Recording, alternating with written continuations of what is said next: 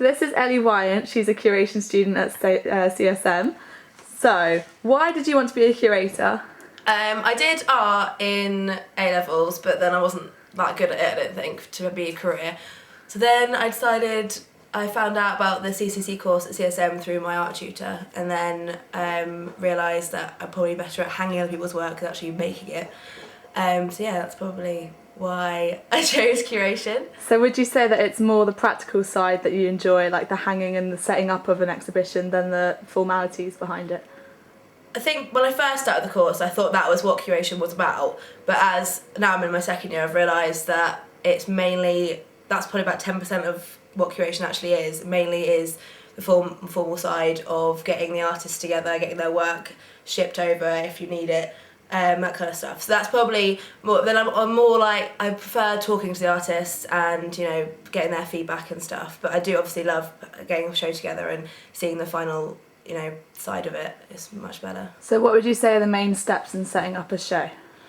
I think the first thing is most important is getting a proper theme together, maybe a title and stuff, a starting point mainly. Otherwise it's going to get really confusing and the artists don't really understand what you're aiming towards.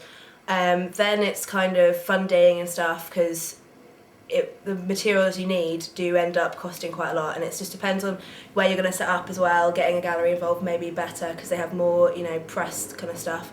Then it's just getting the artists on board, getting a constant theme throughout the exhibition, and then you can have kind of an idea of what you're going to do when you first have like this kind of basics of a gallery, but once you get the artworks in the actual space, then it can completely change depending on what things look like and stuff. So basically having a really set plan, and then, you know, getting the artists in because they're kind of free labour, so you can get them to put their own work up and then kind of changing it around and stuff. And then it's kind of getting the right press, getting private view stuff, possibly, you know, free drinks, getting sponsored by like any alcohol company, kind of like Budweiser are really good at that. And then it's just getting, you know, the people in to come see the gallery and getting, you know, feedback as well as people coming in. What would you say is the hardest, most difficult part of setting up a show? I think it can be the artists. I think a lot of them do want a solo show most of the time, mainly if they're more famous, but then if they're students, they will collaborate with anything just to get their work out there. But they do want the best spot in the show at the same time, because they want their work to be seen by more people. So it's kind of, you know, making sure you're pleasing everyone without pleasing one person more than anyone else. How do you find it, like, being the sort of dictator, like the leader? Like, how do artists respond to you? Do they treat you with respect, or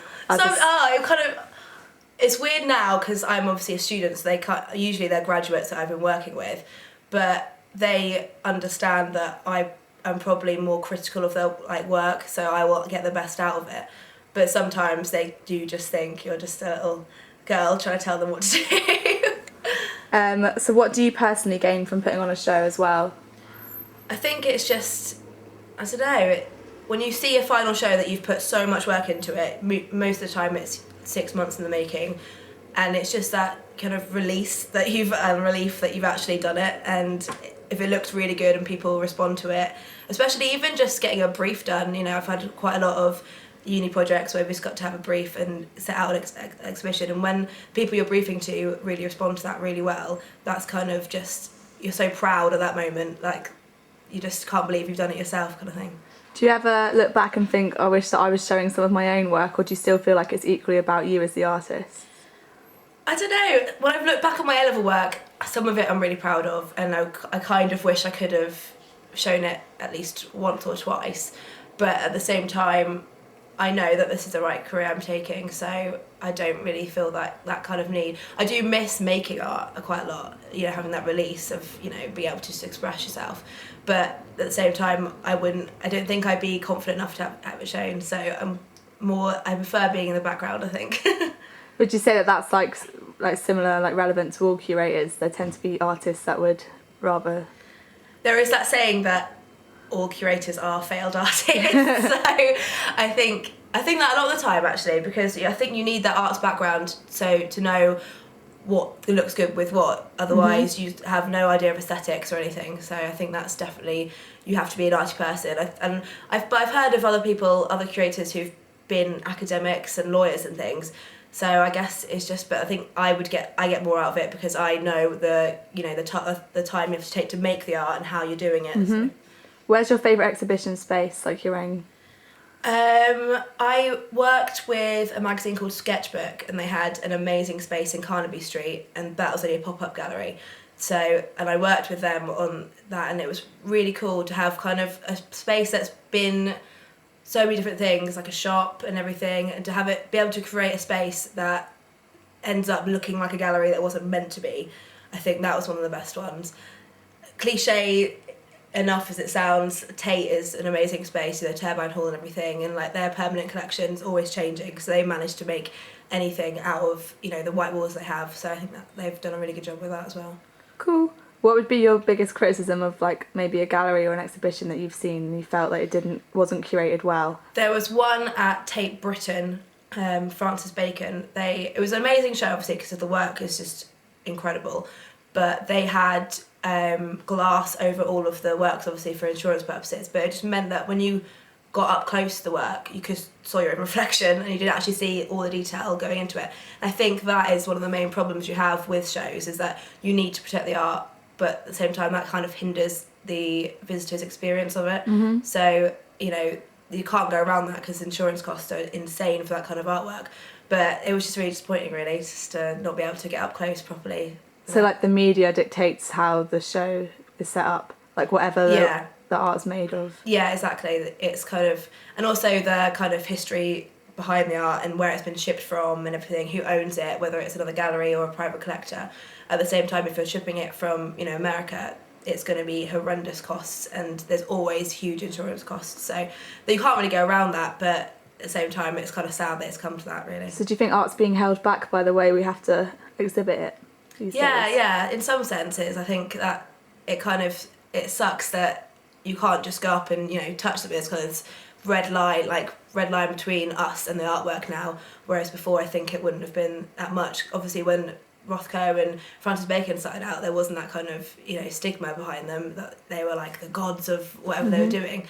So now I think that working with the people at Sketchbook, there was all these costs that we had to think out, and the artists themselves, actually, if they're still around, obviously, they are really protective of their work. There's a guy I worked with, I can't remember his name now, but he was so particular how he wanted his artwork shown, because obviously he's put the time in and he wants to get the best out of the show himself, but at the same time, sometimes you just can't get that kind of across. So who usually has the final decision, the curator or the artist?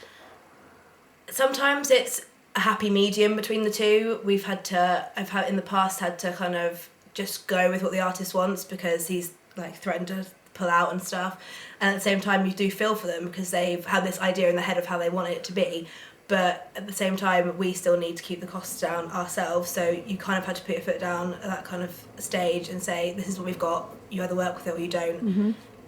So I think you have to create that happy medium and have that contact with the artists themselves, really. Have you noticed any trends in curation? Like, ever been to a gallery where it looks familiar? Like, you've noticed how people have started setting up things in a similar way, and maybe like being, like you said, more interactive with the gallery space and stuff. I think the kind of white cube kind of ethos has really. I think it's come to a point now where that's what everyone expects from a gallery. So you want the white walls, you want the base, the kind of bland like background, so it doesn't take away from the artwork. But at the same time, that's been done now, so it's kind of boring. Like, when I first started out on this course, that was kind of the main thing you worked towards. You wanted that kind of clean cut, let the artwork stand out for itself and things. But then, Tate are always pushing the boundaries and things with their pop art exhibition and things.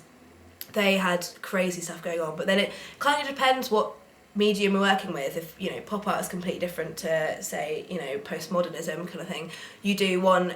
When there's these huge paintings, you don't want crazy stuff going on behind them, but then at the same time, So it's got to respect the medium. Yeah, again. I think so. I think, but at the same time, it's kind of making it more exciting and interesting for the people viewing it, because you have this kind of stereotype of the white cube, and people kind of think, that's what art galleries are all about now, but at the same time, you want them to be excited to come to your show, kind of thing. As a curator, what would you suggest for a graphic design exhibition? Ooh. I think make it as fun as possible, because, you know, graphics is so broad, but, you know, it's so specific at the same time. The sketchbook I worked for, it was mainly illustration and kind of graphic work, and we made it, you know, we had artists come in and draw on the walls. We drew like frames around them just to make it, you know, fun. You don't want it to be dull and boring. You want people to come in and keep noticing different things, like as they walk around, like little subtle details as well, you know, fun things that catch their eye and make them come away from it and remember that specific show, not just to be another, you know, graphic design show or fine art show kind of thing. Cool. Thank you, Ellie. Thanks, Emily. Pause now fading.